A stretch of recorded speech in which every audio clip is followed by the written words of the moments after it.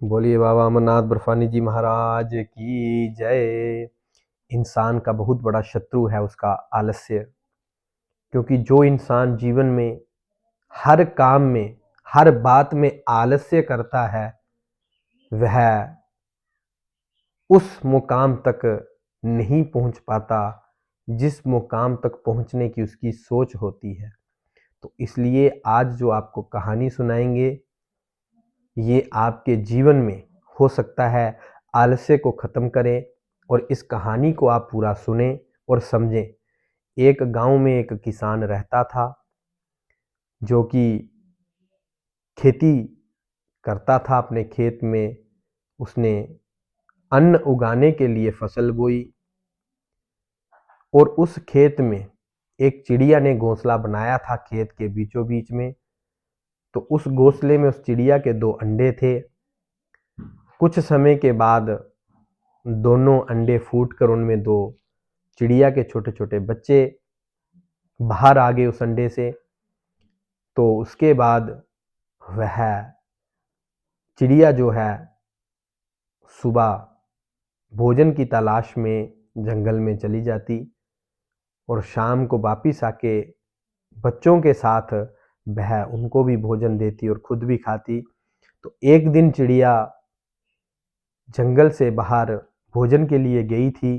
तो जब वापिस आई तो उन्होंने देखा, उस चिड़िया ने देखा कि उसके बच्चे जो हैं वो बहुत डरे हुए हैं। तो चिड़िया ने बच्चों से पूछा कि तुम आज इतना डरे हुए क्यों हो? तो बच्चों ने अपनी माँ से कहा कि माँ, आज इस खेत में किसान आया था, जिसका ये खेत है वो किसान आया था और वो किसान जो है वो बात कर रहा था कि अब फसल जो है वो अच्छी हो गई है, काटने के योग्य हो गई है। तो कल मैं अपने बेटे को भेजूंगा फसल काटने के लिए। तो इसलिए हमको डर लगने लगा कि अब हम कहाँ जाएंगे। तो माँ ने कहा, जो चिड़िया थी उसने अपने बच्चों को कहा कि तुम चिंता ना करो, कल कोई भी नहीं आएगा फसल काटने के लिए। तो दूसरे दिन ऐसा ही हुआ। जो उनकी माँ ने उनको बताया था कि दूसरे दिन कोई भी फसल काटने के लिए नहीं आया। फिर चिड़िया जो है उन बच्चों के भोजन के लिए जंगल में चली गई। कुछ दिन ऐसे ही चलता रहा। एक दिन फिर चिड़िया जब वापिस आई शाम को, तो उसने देखा कि उसके बच्चे फिर डरे हुए हैं। फिर उसने पूछा कि तुम क्यों डरे हुए हो, क्या बात है? तो बच्चों ने माँ से कहा, चिड़िया से कहा कि माँ, आज फिर किसान आया था खेत में, तो वह बात कर रहा था कि फसल जो है अब तैयार हो चुकी है, कल मैं मजदूरों को भेजूंगा फसल काटने के लिए। तो जब उस चिड़िया ने, उनकी माँ ने ये बात सुनी, तो उन्होंने फिर बच्चों को कहा कि तुम चिंता ना करो, कोई नहीं आएगा फसल काटने के लिए। तो फिर उसके बाद दूसरे दिन चिड़िया चली गई जंगल में उनके लिए भोजन लाने के लिए।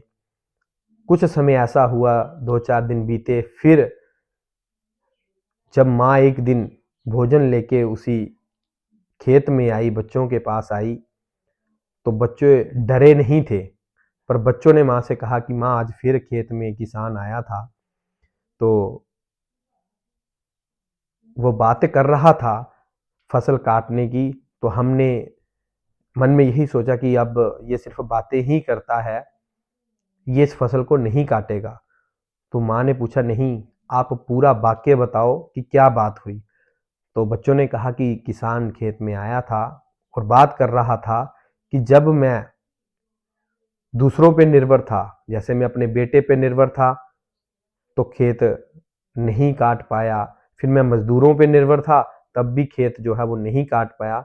लेकिन कल मैं खुद आऊंगा खेत काट इस फसल को काटने के लिए। जब ऐसा सुना तो माँ डर गई। माँ ने कहा कि बेटा, अब हमको ये जगह छोड़नी पड़ेगी। तो बच्चों ने कहा कि माँ, ऐसा क्यों? क्योंकि पहले 2 बार किसान इस खेत में आया, तो आपने जो कहा वैसा ही हुआ, लेकिन अब ऐसी क्या बात है कि आपको डर लग रहा है कि अब जो किसान ने बोला है वो करेगा?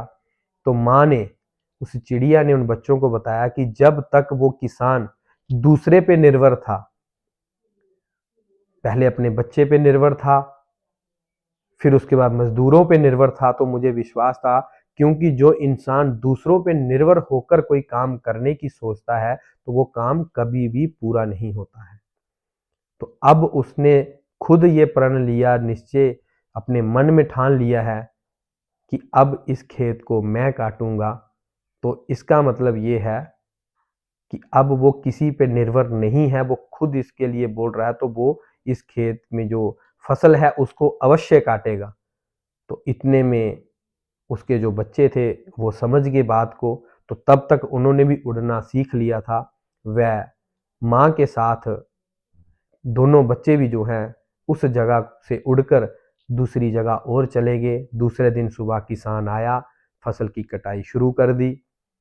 तो आप इस कहानी से क्या समझेंगे कि देखिए कितनी अच्छी कहानी है कि जीवन में हमको आलस्य, हम दूसरे पे निर्भर हो जाते हैं, हमें कुछ कार्य करना होता है तो हम दूसरे को कह देते हैं, जब दूसरे पे निर्भर हो जाते हैं तो उससे हमारा काम कभी पूरा नहीं होता।